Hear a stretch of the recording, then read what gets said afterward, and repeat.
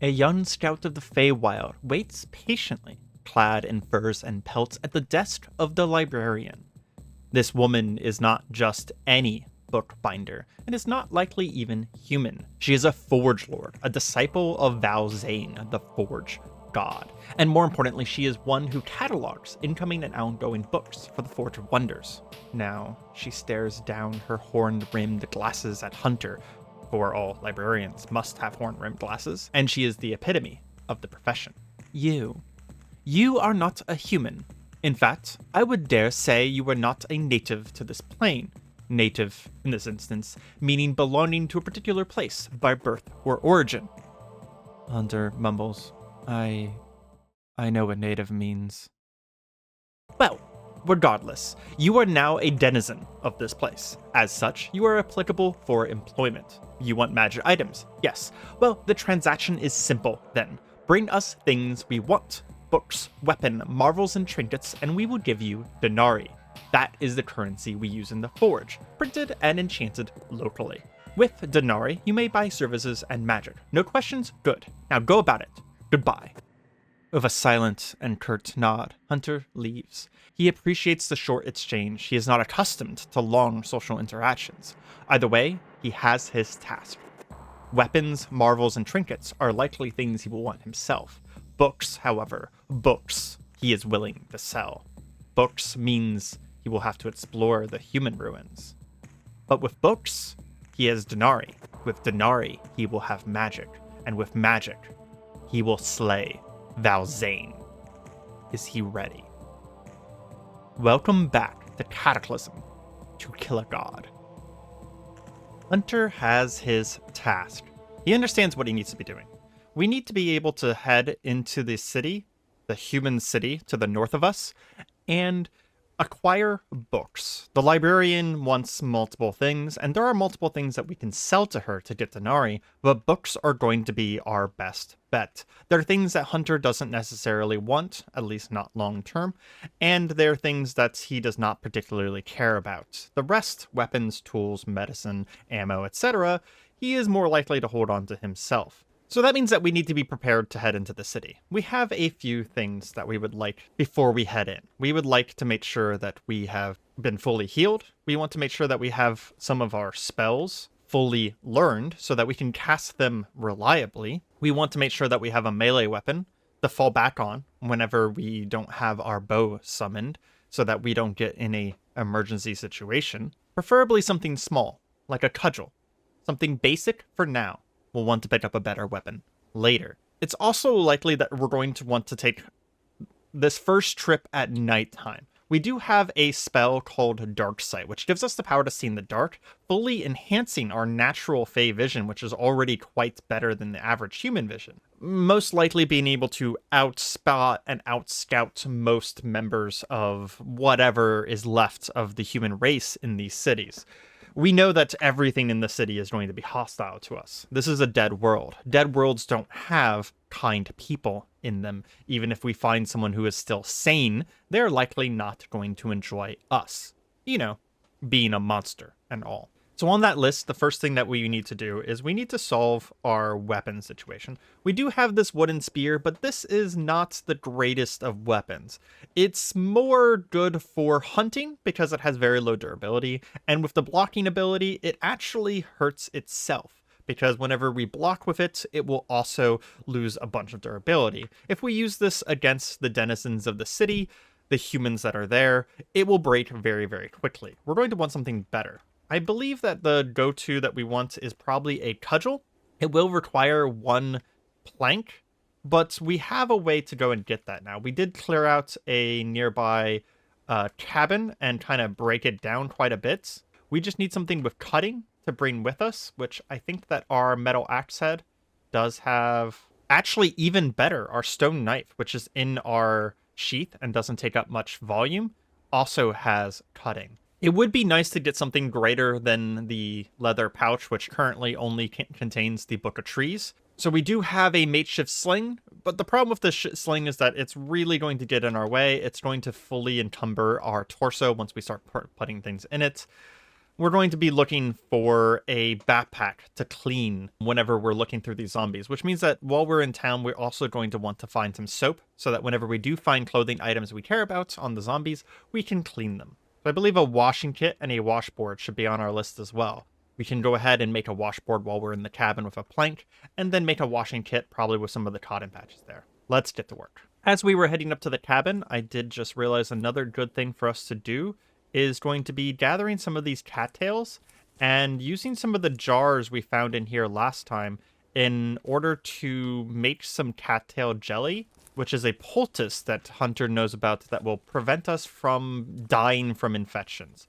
So we can probably grab one of these 3-gallon glass jars here and start filling it with some cattail poultice, so that this is not something that we're going to have to worry about, because if we do get bit by one of the denizens of this dead world, it could lead to a deep infection. Not because they're particularly poisonous or something, but just because it's a particularly deep bite. And as Hunter is used to fighting monsters, he is used to fighting things that are capable of doing some significant damage to him. After making some jelly, we have about 21 uses of jelly in one of our glass jars now. We can go ahead and also gather up some of the resources nearby to make a cudgel. Unfortunately, it doesn't seem like the cudgel fits in anything. Yeah, I think it doesn't go in our backpack because it's simply too long. We'll go ahead and also use the nearby materials to make a washboard, which we actually can carry, and then we convert that into a washing kit. Another thing that we have thought about to grab while we're here is we're going to tear down the curtains. We're going to take the strings and the nails, and then we're going to cut up the sheets, disassembling them into cotton sheets, and we're going to be making those cotton sheets into makeshift bandages.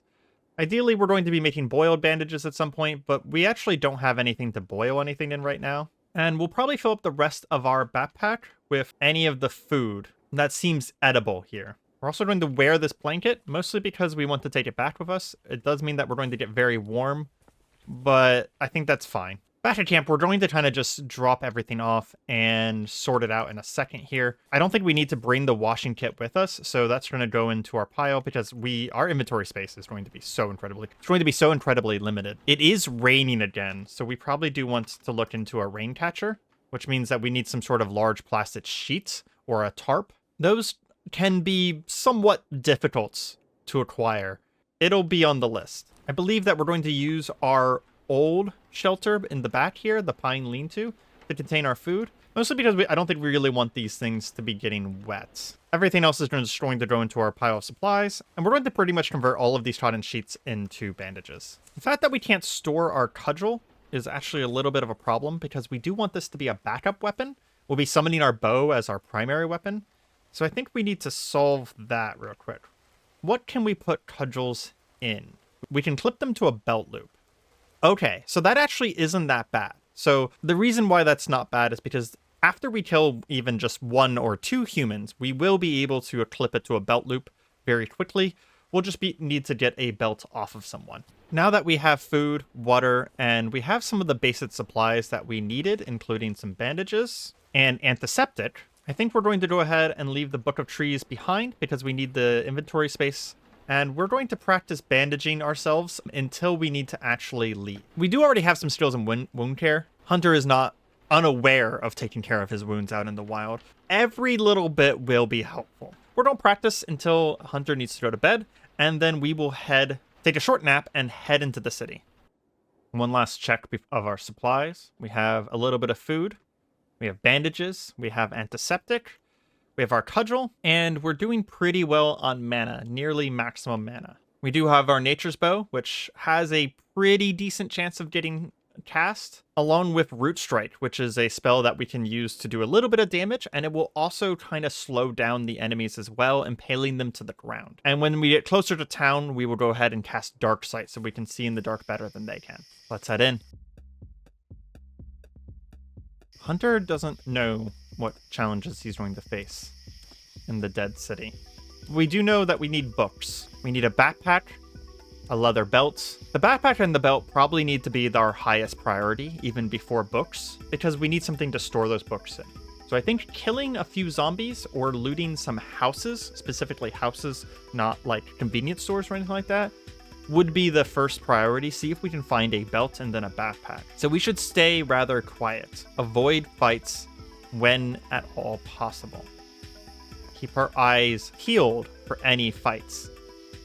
Now that we're at the edge of the city, let's take a look at the map, what Hunter can see from a distance, and kind of a look around. There is a clothing store, an abandoned warehouse right here, just beyond this football field. I think we're going to head there first. We're going to go ahead and turn on safe mode and move cautiously. There is a football field here. There is a chance that a ball game was happening during the Cataclysm. We could start seeing large amounts of ferals at any time. Speaking of, there's our first human. One thing to take note of is that as a member of the Fae, and not a human himself, Hunter doesn't make a strong distinction between feral humans, zombies, and other humans. He recognizes the people in the Forge of Wonder as being occupants of an establishment, and they're clearly not people from a dead world. But Hunter doesn't see people from the dead world as being possibly, even remotely, even at all likely to not be hostile to him. So when he sees this feral human, their pupils dilating and what can be seen of the iris and sclera bloodshot, he sees a pipe-wielding maniac, yes, but he thinks most humans are pipe-wielding maniacs. Either way, we're going to want to avoid him. Being a human, he definitely does not have as good of sight as us, which, by the way, because of the cycle of the moon, we're actually able to see really far right now. We haven't even cast dark sight yet. That's just our normal Fae vision, which is pretty dang good. We'll probably want to head into this shop above us first because there are 3 feral humans here. That's a fight that we can't win right now. Even if they were only to start throwing rocks at us and they actually never got within melee range of us, they would still tear us to pieces. Looks like there's a ghoul to the north. A ghoul this early is really not good news. We're inside the shop. Let's see what we can find. Some basic clothing. There is a messenger bag. So what we can do is we can go ahead and drop our makeshift sling, because that's not going to be useful for us anymore. Wear the messenger bag and take what was inside of the makeshift sling with us. That's not a huge upgrade to Hunter's carrying capacity, but it is still an upgrade, and the messenger bag is going to be less unwieldy. Holy crap, what is going on? As we were looking around, we just looked outside, and we see that there's actually between 8 to 12 ghouls out here. Well, that's pretty incredible. For now, we're not going to let it distract us. We're going to keep looking. Killing a feral for their belts wouldn't be the worst idea, and they saw us. This first feral is actually very badly damaged, and he's bleeding. It looks like the ferals and the ghouls do seem to be fighting each other. So we're going to let this feral come in. We're going to use the empty window here, which as the feral tries to actually crawl into the window, Hunter is going to be able to get several pot shots against him with the cudgel. The only problem being that we are quite bad at melee and even worse at bashing weapon. So we don't want to stay and fight for long. But we're going to take a few swings at him, and like we thought, yes, he went down immediately. Getting bashed in the head of a cudgel is not something that most humans can survive for long. A second one's coming in. He did throw a rock at us, hit us pretty dang hard in the torso. We're going to swing a couple times at him. We take him down as well. Neither of them appear to be wearing a belt. Hunter is going to immediately back off. This place is filled with ghouls, and they likely already heard the sounds of us moving around. So we are going to start moving to the south here and avoid the swarm. It's also gotten a bit darker, so we're going to go ahead and cast Dark Sight on ourselves so that we can see better. And we're going to clean up our wounds. We're going to be very, very careful here. Because Hunter is so new to melee combats, especially with a cudgel, it seems like it's a good idea to wait off the pain anytime we do have pain, because it's already reducing our speed, and if it gets any worse, it'll start reducing our strength.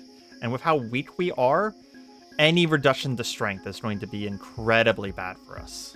I do want to get back up here and check out this abandoned warehouse. Hopefully there's less ghouls here. This place does seem to be just absolutely filled with ferals and ghouls. There's also a house here. It has a downstairs. We're not a big fan of downstairs. We can find something that has 2 stories and an upstairs. That would be quite good. So this warehouse is closed. There's a mechanical winch in order to be able to open the front door. But we know that there are creatures around right now, and we don't want to be heard. So I don't think we're going to take the chance to do that. We want to be as quiet as possible. We want to avoid as much combat as possible. Which is also why we are not breaking through any of these windows right now. We could smash out the remaining pieces of glass, but that would be a decent amount of sound. Okay, there's a feral on the ground over here. Again, he wasn't wearing a belt. There's another one right there, but he hasn't seen us yet. Let's search these cupboards and these closets. We did find a book, how to trap anything. It might be a book that we want to hold on to for a little bit longer. Since it seems to be a human book on survival, we could probably learn a trap or 2 from it. Without going into the basement, it does look like this is everything we can get from here. There's an office building and a hardware store across the street, and a diner and a bank. I think we may try and cross the street and head to this house. But as soon as we see too many targets, I think that we're going to back off and approach from a different angle. Again, at this point, we really don't want to get into too many fights. No, unless they're fights that we can guarantee that we will win quickly and concisely. Inside another house now. We do see some books, but it looks like these don't have much value. And the bedrooms, the doors to the bedrooms are completely destroyed, so we can't get in them. We don't want to head too far into the city, so I think we're going to back out and follow the road over to these houses on the far right side, keeping on the outskirts of this city, keeping as quiet as possible, as safe as possible. More barrels. The amount of people who have simply gone insane in the Cataclysm is incredible. As we were moving east, we ran into one of these ghouls. Humanoid creatures with semi-canine heads, hooved feet and claws, rubbery skin, pale and covered in grave mold. We're not sure how dangerous these are. I think since there's only one, what we're going to do is we're going to draw it back to these bleachers here, let it come at us, and swing at it. We hit it with both the cudgel and our antlers, and actually did a decent amount of job. Okay, it is going down very quickly. It did grab us, so we're going to back up a little bit. And it's down. It seems like one ghoul with a cudgel is not that much of a problem. We might be able to lure another one out here. Bring it back to the bleachers. They seem to lose track of us very quickly. This time we got grabbed pretty hard, and the ghoul actually did manage to get a little bit of a bite off on us. But it didn't break the skin, so we'll be fine. Once again, trying to take our time every moment to catch our breath and make sure that we're not in too much pain. 2 more feral humans. We want to avoid those. We know that those can hurt us very quickly. It looks like there's some sort of internet cafe here. Hunter doesn't know what the internet is, but he does see books. Unfortunately, this book is behind a display case, and, well, there's no way we're opening that right now. What's up on the 2nd floor? Oh, here we go. There's a book for the forge. We are going to take one of these plastic bottles. We're still at the point where we need containers. And a snack. We'll go ahead and just eat the buttered popcorn instead of taking it with us. We did also just find a whole bunch of clean water in this water heater. If you're not aware, water heaters are actually a very useful source for clean water in the early days. Looks like there's not much more to be gained here. There are some ghouls outside though, so we're going to be careful about how we leave. We still need a belt and a better backpack before we start looting properly. There's a house to the north of us here. We do see some boarded up windows and a fence. Fence is useful to us.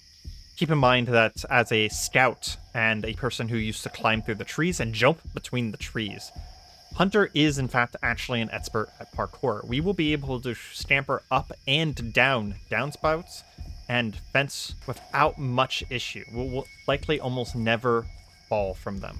As an outer game note, I do recognize this house design. We're going to want to check out the basement. As Hunter steps inside, he can smell something in the air.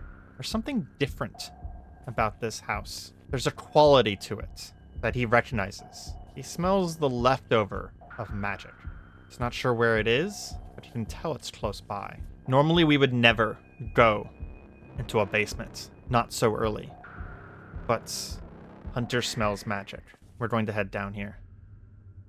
At a glance, it seems like a normal basement. However, there we go. Hunter spots an inscription on the wall, a circle of esoteric symbols etched into a metal wall. They draw your eyes with their otherworldly shapes. We were right. This was probably a human who was practicing magic in their basement, creating a bit of a mage's retreat. It was likely a hobbyist, not a wizard. There does appear to be an old photo on the desk. A photo of a jovial old wizard who seems to be dancing with a coat rack in this basement. There's also a stack of suitcases in the background. Interestingly enough, the suitcases aren't here. So that wizard went somewhere. And there's the coat rack.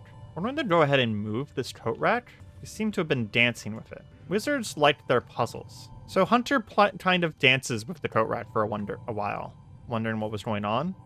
Then as he steps into the place where the coat rack used to be, their surroundings shift. We hear the click of a button. In the distance, those esoteric symbols now become a secret entryway. What's back here? Looks like some sort of office. A mana crystal? And some magical books. Yes, we're correct. This was a mage's lair. There's also a book on the geospatial systems, the line of linearity. That's going to be a useful book for us to grab. There's also a magical robe here, but that's not something we care about too much. We also did just find a strange object on the desk here. It's a CBM, but Hunter wouldn't recognize that. Already, we have quite a good haul. Several books, some mana crystals, and some crystallized mana. Some of these books we're also probably going to be keeping ourselves, like Protection from Magical Beasts, Trap Anything, and the Geospatial Systems, because those are things that will be useful for Hunter himself as well. Not much else to speak of here. We did find some more books. A flask of mercury, which those don't really have any value, so we're not going to bring it with us. The way that we're checking the value is if you scroll to the bottom here, you can see our barter value near the bottom. It's not an exact because we are turning these into the Forge of Wonders, but it is a good guess at the value of these. Because wizards like their secrets, we're going to check the rest of the walls before we leave. See if there's any other hidden walls. One way to do so is that as we're checking the walls, you can see the concealment in the right side. It is sort of the way that the game simulates a perception check against these walls. See if there's any... Oh, as we were saying, concealment 100, concealment 100, concealment 0. That is a secret door. As Hunter reaches out and presses down against the door, it does swing away. There's a water heater in here, but not much else. Well, that's unfortunate. It is likely if we didn't have the No Hope mod installed that there would likely have been things back there. We are going to grab one of these bookcases and pull them away. Make sure that there's nothing behind the bookshelves. It doesn't look like they're that sort of secret. The last thing in here is that there is a translocator gate, a gate for translocation. We cast the translocation spell or use a translocator, we can choose this gate as the destination. That might be something that we do eventually. We're going to go ahead and name this gate and activate it, but we don't have the ability to cast the translocate spell on it, so we can't actually use it. But if we find other translocator gates in the future, we would be able to connect these and teleport between them, which is something to keep in mind. If we find another large city, there's a good chance that we can find another person who was dabbling in magic. This was a very good find. We already found something that was very much worth our time. We still haven't found a belt or a backpack though, so we do need to keep going. We're going to head back out into the street. It looks like there's some sort of military Humvee here, and a deranged axeman in the distance. Okay, we're not going to want to mess with that guy. This Humvee does have some diesel fuel in it, though. We're going to keep track of where it is. There's a chance that if we want high-grade metal later, that's a place that we can come back to. Oh, hey, on this other deranged axeman, one that looks like it got killed by likely some of the ghouls, we do see a hatchet. A hatchet is pretty dang good weapon all around. It's a pretty quick weapon, and it's very damaged, so it's not going to last very long, but it's going to be better than our cudgel, most likely. We're going to take it with us. It's small enough to fit on our backpack, and our cudgel doesn't fit on our backpack. So for now, we're going to keep our cudgel equipped, but as soon as we get a belt, we will switch between them. More ferals. I think we're going to head into this house over here. Close the door behind us, which does make a little bit of noise, but we're going to have to risk it. And there are things that we want to grab here. Like we just saw some soap, but I don't think we can grab anything else. I say that, but we did just find an entire cabinet filled with medicine. I think we're going to go ahead and pop some of the pain medicine and the multivitamins. And then we're going to take the rest of the multivitamins with us and the cough syrup, because those are things that we're simply going to need. It does nearly fill up our messenger bag, but it's sort of a little bit too good to pass up, especially this early on. If Hunter was to get sick and get a cough, it would be very bad for us. Okay, there's a deranged admin to the north. We're going to close that door because there's other exits from this place. Again, we're just taking our time. There's an archery book here. Okay, we are going to drop a book to pick up the archery book because that is more valuable. We don't care about day trading, and we don't care about software. The archery book is huge. Okay, we need to drop a little bit more about the paramedics. God, how big is... Archery book is freaking 4 pounds. Jesus. Okay, after some inventory management, unloading everything from the leather pouch and putting it into the messenger bag, which kind of reorganized our volume, we can now pick up the training manual, and we should be able to pick up some of these other books as well. Yeah. Sometimes whenever it says something doesn't fit in your pocket, it's because your inventory has managed itself poorly. What we've actually done is we've gone into our messenger bag, our pocket settings, and we've made sure that the major pocket of the messenger bag is priority 50, so that everything goes into that first. It's not a catch-all, it's not a perfect solution. There is ways to manage it better, but it is good enough that we will not have to worry about that right now. Looks like there's nothing much else that we can get from this house. There's some feral humans very close by, more of those insane individuals. We are going to head around the outside of town and to the north here and visit these last 2 houses here. Good. This one's open. We don't have to worry about breaking down a window. But there's also nothing in here. It's an incredibly small house. Plenty more ferals as we're trying to get into our next location. Looks like we can't go around south there. We might be able to sneak around the north, head in through this window. Yeah, we got inside. Okay, there are some more ferals, but they're all outside. We do see a lighter. We're going to go ahead and take that. And a book on outdoor adventures. It would be nice to read that, but I don't know how perfectly valuable it is. We're going to go ahead and mark this as books loot, so that again in the future we can search through our loot. We want to come back and pick up once we have more inventory space. There's a lot more houses to the west there, but we're getting pretty deep into town if we go that direction. So I think instead we're going to open up one of these windows. There's nothing else in there. We're going to open up one of these windows and we're going to head back out of town and we're going to head up north. We're heading over to this group of buildings. It looks like it's a strip mall and some houses as well. Mostly because, again, we want to stay on the outskirts of this town as much as possible. Unfortunately, it looks like these back doors are locked. We'll go ahead and move along them for now until we can see either one's unlocked or maybe we go around to the front. More ferals. We need to back off then. Did they see us? Or is it coincidence that they're moving towards us? It says that they can't see us, but they might have heard us moving along the sidewalk. Hunter's just going to move back out into the forest real quick, where he feels more comfortable. We do watch as the ferals move along. It doesn't seem like they actually had seen us. They were just moving through that area in the first place. We were in their path. Ferals do seem to kind of move around fairly erratically. They are humans that have been driven insane, after all. It is unsurprising that they move without much regard to any kind of logic. We're going to sneak past that one. We're going to see about getting into this building. We don't see any ferals inside, and it looks like it's some sort of shoe store. It doesn't look like there's anything worth our time. There's a bunch of boots, but not much else. I was hoping that the back rooms were sort of connected between each other, but it doesn't seem like that's the case. We're going to have to go back out the front and head over to the next building outside. Where did that feral go to? He's off to the east right there. The next one is locked, but it's also up for lease, so there's nothing in there anyways. It looks like the very next store is a exploration shop. Ultimate Explorers of Newton.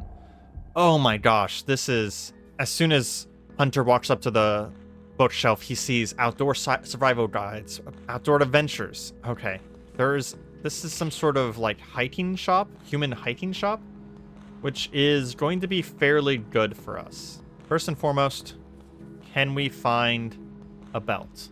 Lots of resources here, and holy crap, that is so incredibly lucky. There's a whole bunch of arrows and sights. Is there a bow here anywhere? There's a modern recurve bow. It's not something that we're going to want to keep long term, as it is a modern recurve bow, but the fact that that is here at all, Hunter goes ahead and puts on the recurve bow. That is actually a huge deal for us, being able to get a bow so early. There's also a bullet crossbow. And what else is here? Unfortunately, there's no quiver. We can put the pin bow sights on our bow. And then we can also put on the stabilizer. Ironically, we actually can't put on the stabilizer right now because we have to be able to pick up both of them in order to do so. And we can't do that with our current inventory. It's kind of a funny aspect of this. The most important ones to grab are going to be broadhead arrows. But we don't have a sheath to be able to store them in. So we're going to have to go ahead and mark this place as a place for arrows and come back. We do want to keep the bow anyways, however, because whenever we summon our nature's bow, it does actually come with arrows. So we can essentially summon a quiver and arrows for our bow whenever we want. And we'll keep the recurve bow as the thing that actually fires the arrows, because it will be better than the nature's bow, because the nature's bow is basically made out of twigs and like spider silk. It's not a strong bow, it's just a free bow. We'll want to keep this in order to fire the summoned arrows, at least until we can make a quiver ourselves, which we do not have the recipe for a quiver. So finding one would be incredibly valuable. Checking the back room, it does look like there's more stuff back here again that we want, but we are running out of inventory space very quickly. Oh, I just saw that there's a bow sling here. Hold on. We might be able to do something with this. So if we put on the bow sling, we can then store the bow. There's also a lesser mana potion there. We do kind of want that. We also kind of want the Hetsamine stoves. Let's search real quick. Is there another exit from this place? Because if there is out the back. What we might do is we might break this display case to get to this stove and to this lesser mana flask. The canteen would also be very useful. Although we probably can't store the canteen without a belt. Hunter reaches out and breaks the display case, honestly making quite a bit of noise. So we're going to move quick at this point. We pull one of the stoves out, and then we're going to grab the lesser mana potion. Oh, we actually can't grab it. Again, we're so low on stuff. Grab the canteen? Yes. Okay. And then that made a lot of noise. So I think we're going to go ahead and get out of here right away. That strip mall was an incredible find already. I do want to check to see if we actually did have anything come at us from breaking that. It looks like nothing was close enough nearby to here. So we do want to check the rest of the shop real quick. There is a clothing family store. We might be able to find belts here. Oh, even better. We found a backpack. There's also a hiking backpack here. It might actually be overkill for us. To be honest, I think that Hunter is going to be a bit of a nomad. So I do actually think we're going to, for the first time ever, we're actually going to take the hiking backpack, and then we're just going to have to get used to dropping it if we go into melee combat. Because this means that we'll be able to take quite a lot with us at all times, and be able to carry a lot with us at all times. And we should be able to go back to the other store and pick up what we were missing there. We also have found a leather belt. With this hiking backpack, though, it does mean that we're going to be able to honestly loot quite a bit in town here now. We'll even go back to the places that we had already checked, like this hunting store. Now we can add the stabilizer system to our bow, a significant upgrade. We should even be able to grab some of these arrows as well.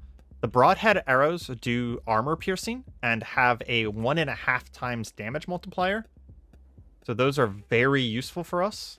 The hunting arrows also do a large damage multiplier, even larger, at 175% damage, but they have slightly less armor piercing, so those are still useful. For anything that doesn't have armor, the hunting arrows are going to be better, higher damage, and then the broadheads will help us cut through armors. The small game and the rubber blunt arrows actually reduce our total damage, so we don't want those. But it does seem like the field point arrows are pretty good as well. So we have sort of completely filled up on arrows. I think it's going to be worth it. In fact, we're actually even going to pull out our bow to be ready to fight with it. We are going to be quickly running into our character's actual carry weight capacity long before we run into our volume capacity now, because Hunter is not very strong, physically speaking. Speaking of, we have already hit that limit. We're only slightly over encumbered though, so I think it's enough that we're not too worried about it, especially because with how we moved, we should be able to get back home without much issue, without running into any of the ghouls or ferals that occupy the city.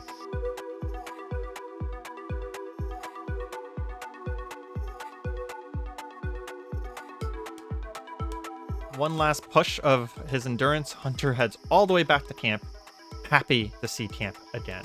Having seen all of those ghouls that occupy the nearby city, we're worried about defenses again. We're just going to go ahead and make sure that we have a bunch of these thorny arcs in the nearby area.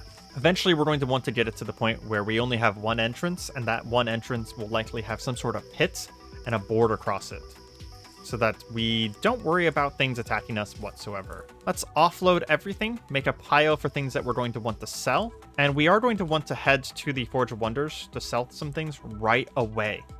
We have a desire for a single denarii. Hunter has been informed by one of his fellow scouts before his trip here that if we were to seek out an oracle in the Forge of Wonders, they would be able to tell us about nearby locations, nearby hunts.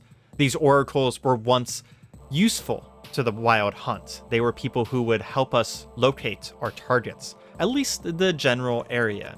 We want a single denarii because we are looking for a black dragon's lair.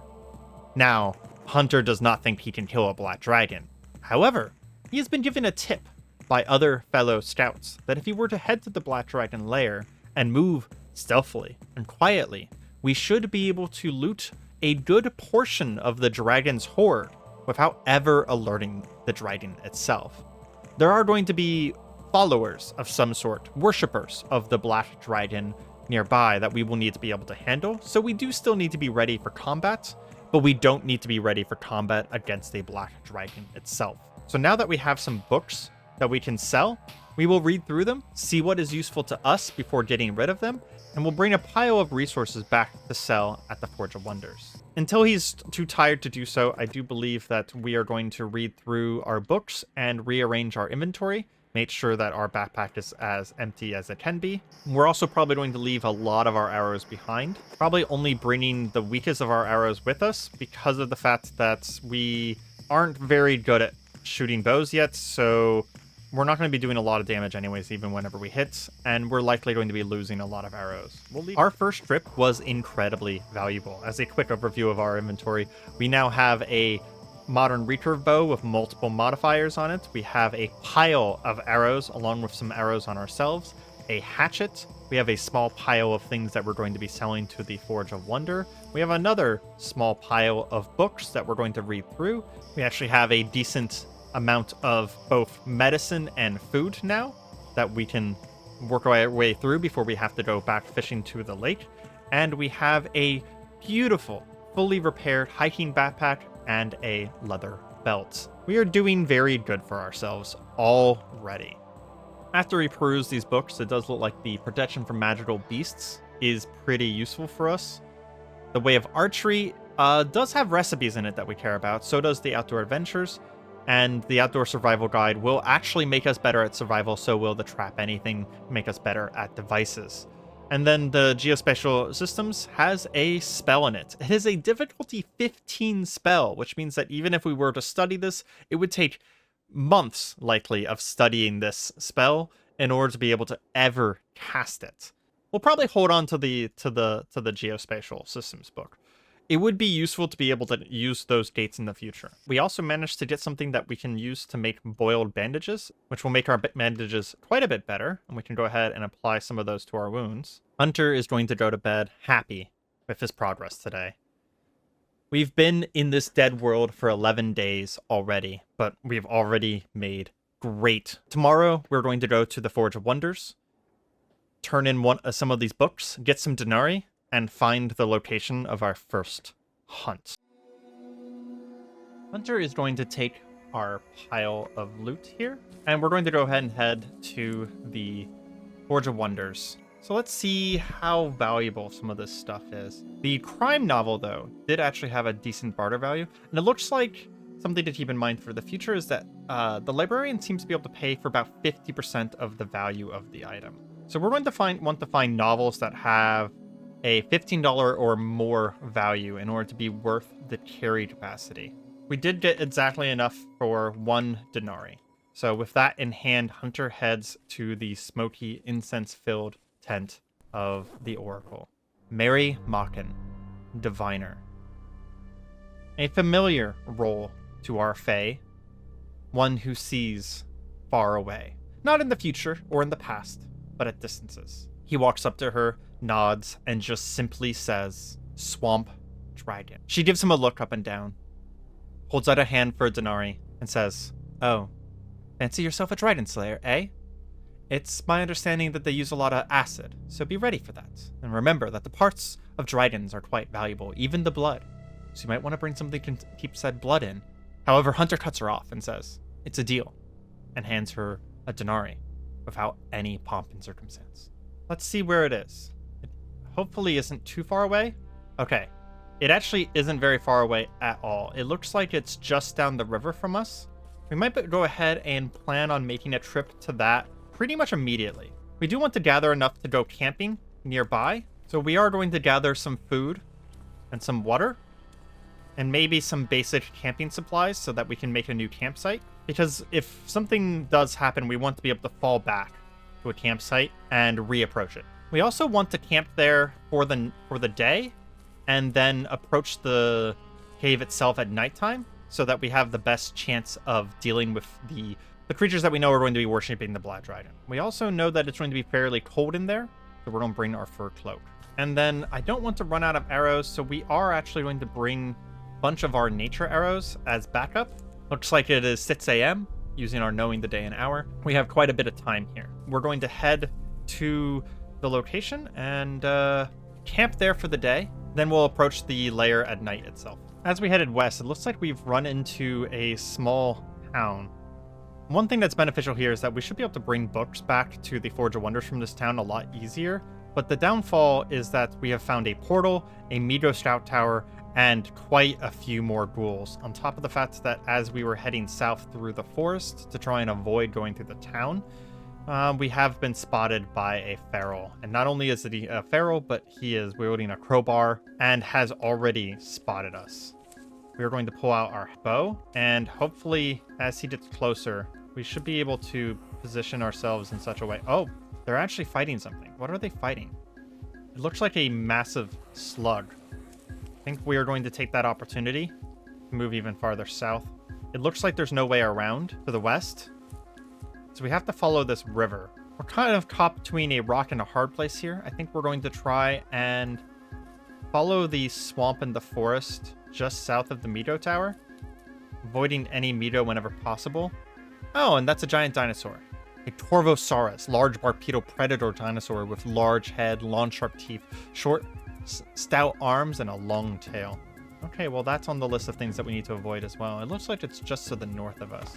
Let's move south carefully and slowly and keep to the trees. Unfortunately, it looks like the river cuts south, and we have spotted a pack of 23 ghouls on the road. This trip has become quite dangerous. We're starting to regret doing this during the day. We do spot a bridge in the distance. It is likely that that bridge is going to lead us the vast majority of the distance back to where we need to be.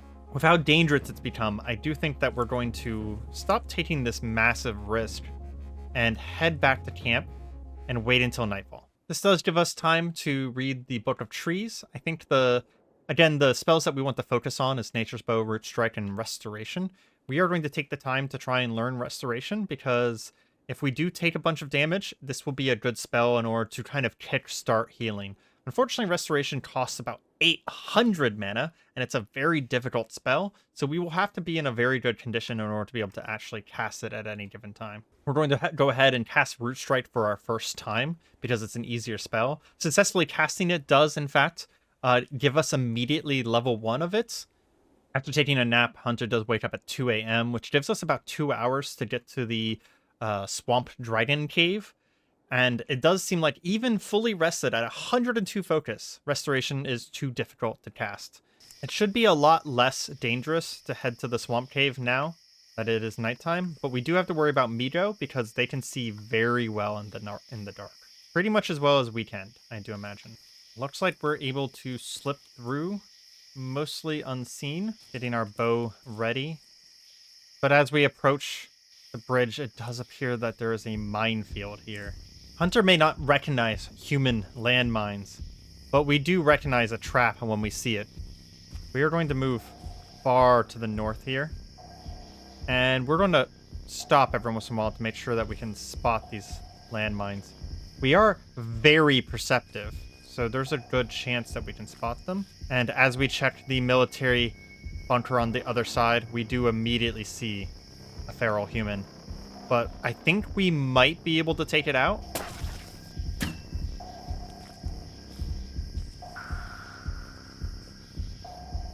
We took one shot at it, missed terribly, and we're going to go ahead and move to the other side. Them throwing rocks at me is actually surprisingly painful because Hunter just has no armor.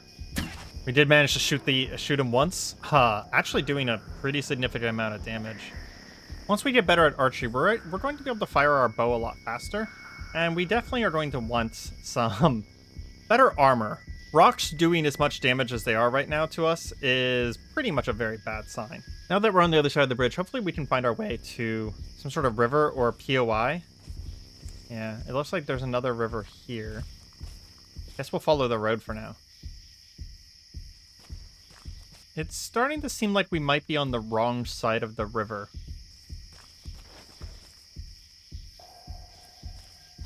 Following the river to the west, it definitely, unfortunately, we're actually on the wrong side of the river, which means that we actually have to head back to town. But for a moment, the clouds actually parted, and we were able to actually see well enough to map out our surroundings. I think if we follow the river through this town, we should be able to potentially avoid as many threats as possible.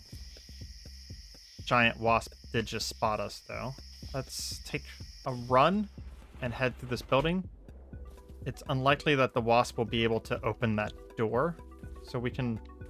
Oh, there's even more wasps. Good. In the few seconds that the wasp was with us, it actually managed to get a cut on our arm.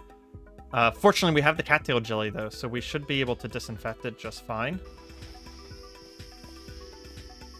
The wasp is persistent, but I think I led it to a feral, so theoretically they should fight each other and not worry about us. It looks like the giant wasp was able to pretty easily take down that feral. So I think we're going to try and do a root strike here. The root strike did almost no damage to it, so we're going to actually just full run. Doing the wasp duels, this small village is actually going to be very hard to cross. But if you look at the river pattern, it does seem like if we get through even this small amount of town, we will be able to head straight to the swamp cave immediately afterwards. We're not giving up on this task just yet. Obviously a wasp nest somewhere nearby. I'm going to use dark sight here in order to get a little bit more of a vision range. And there's a lot of bugs here. There's also some sort of giant dragonfly, a predatory aquatic dragonfly larva, normally barely a centimeter long and feeding on small fishes, grown to the size of a catfish. Underneath its sharp mandibles, you see that its folded lower jaw has something changed into resembling a barbed spear. Okay, that's fun. We're going to step away from that. It doesn't seem to want to hunt us, though. It does seem like the bugs and the local monsters are fighting each other. We do see scraps of flesh and various dead creatures nearby. Here's a good place that we could always fall back to, but keep in mind that since most of our threats are from ferals, if we head up one of those ladders, then Hunter will be pursued by the ferals fairly easily. We're going to have to get good enough at archery that we can consistently take down ferals. It looks like we got out of the city now, so we should be in the home stretch to head west. Since the cave is along the river, and we already know that, we will go ahead and follow the river. Looks like Hunter is once again in not in luck. It looks like the river that leads to the swamp cave actually splits right before we get to where we need to go. So we might need to actually find yet another bridge, which immediately took us right back into town. There's another feral there. I wonder if we can take one out. Let's go ahead and aim up. We shoot one arrow at it. We get a grazing hit. The next few arrows miss. There does seem like there are several ferals here. We have an idea. So we're going to go ahead and sling our bow. And we're going to put down an arc of bramble thorns here. This will be the place that we retreat to. Finally, from the knights, beyond the feral's vision, an arrow pierces into his side. We do have him starting to bleed. He may in fact run because they don't understand where the arrows are coming from. Another good shot. Maybe the way that we take down ferals for the time being. Plus, since we're actually firing at creatures, we're leveling our marksmanship and our archery very quickly. Firing at the target is not nearly as good. We also need to make sure that we take a break every once in a while. Fortunately, that one feral just walked right past our thorny arc. We did get an arrow into him, though, and that one was actually a headshot. He's bleeding very badly now. In fact, he's bleeding so badly, he will probably die here soon. And there we go. One feral down. Take our arrows back. And he also had a crowbar. That will be very useful for us. We're going to go ahead and take that. A few more arrows in the next feral. And it looks like they're already bleeding heavily. We can just wait them out. They go down. We're actually going to take his chewing gum and eat it. We would like to get some human bones from these at some point, but I think that's not a tonight issue.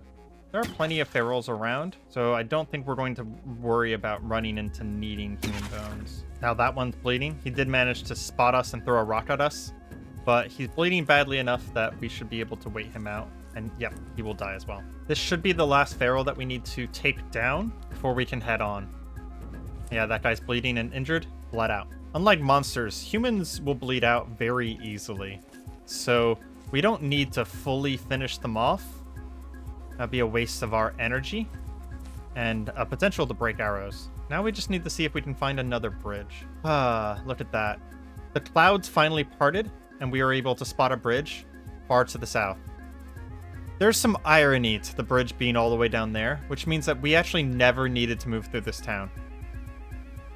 With that in mind, I think we're going to use the north path to get back out of here and leave the way we came and then head around to the bridge. Although it is 4 a.m., so it's going to start getting bright out, so we might head back to camp first. This minefield will also be potentially useful to taking out some of the ferals if we need to. Okay, it is starting to get brighter, so we definitely need to get out of this area before daytime hits, and it looks like we're fine. It may seem like we didn't get anything done, but we did scout out our path. We now know that there's a bridge to the south, and that bridge should be able to lead along this coast up to the swamp cave itself. I think we'll spend the day making our camp a little bit better. Since we do know there's a lot of monsters around here, I think it might be a good idea to focus on the camp defenses for a day while we wait for the next nighttime. Maybe we'll leave the trees so that we have some sightline blockers, and we'll just add brambles anywhere. We'll add stranglethorns anywhere that there are not trees. Eventually, it'll be a good idea to dig a ditch around this place, but a ditch is going to be a fairly intense investment, which we'll need to make sure that this is going to be our final home before we do that. It is in a good location. We can already tell that it's pretty far away from most of the danger places, or the places that are going to be bringing danger to us. The only thing we have to worry about is various creatures crossing the river from the town to the north. So the north is going to be the area that we want to put down the most defenses. It does look like from that archery book, we actually found a book that will allow us to practice archery, teaching us some new archer form. I think that might be a good thing to do while we are waiting through the day, since there's not much we can do on the camp itself. And every time we get enough mana, sitting at about 560, we will cast some more Stranglethorns. With that, we actually managed to get our archery up to level 4. That was an incredibly valuable book for us. It will also help us learn the expert archer's form, which will also come from firing the bow, but we could read it every once in a while in order to help us along with it. At some point, we're also going to want to learn the wound care experts, but I think before Learning that, we'll read the Book of Trees and see if we can get restoration to level 1 so that maybe we can actually cast this. Hunter settles in for a long day of studying, honing himself for the upcoming hunt. Many obstacles have been cleared this week, and the path to our prey is direct. I hope you have enjoyed this episode of Cataclysm, To Kill a God. Feel free to leave a like if you did, or comment if you have any suggestions or questions, and as always, subscribe to see more. Goodbye.